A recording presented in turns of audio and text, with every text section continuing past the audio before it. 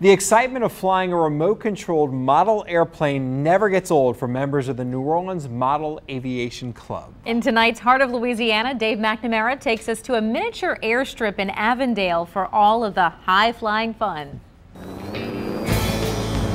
Kelly Field is a miniature airport that's tucked away at the end of a long gravel road on the edge of a swamp behind the town of Avondale.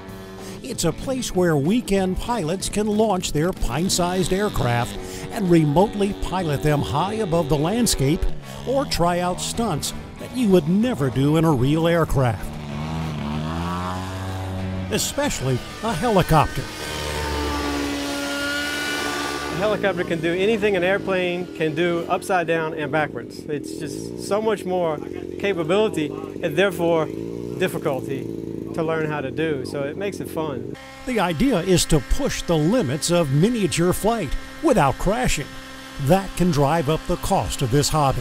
The New Orleans Model Aviation Club has been flying here at Avondale for the past 40 years. The club's 65 members are able to keep all of this going with membership dues and donations. We don't want to fly near any houses. We want to watch our altitude. We want to ensure that the people that are flying with us are capable. For some pilots, like Scott Heath, part of the thrill is shooting aerial video. A camera on his plane gives him a bird's eye view of the area. I've got a few drones at home that I attach the GoPro on, and I can shoot over the neighborhood and whatnot. Get some really good, shots of mainly the weather. The weather's really cool to me. But some drones, like these quadcopters, are built for speed. They zip through the air like flying insects at speeds averaging 60 to 80 miles an hour.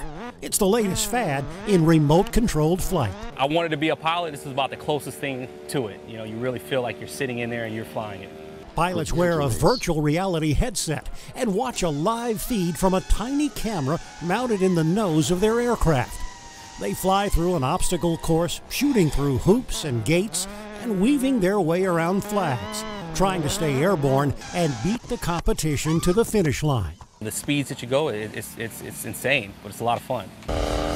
There are model aircraft to fit a variety of interests. Some of the most impressive are the handmade replicas of vintage airplanes. I compete in scale events. This wood and fiberglass plane is an exact 1/5 size replica of a World War II Navy Wildcat. That squadron was the first U.S. forces to sink a Japanese warship in World War II. It's a very interesting story called the Wake Island Wildcats. Most of these pilots started flying model aircraft as kids.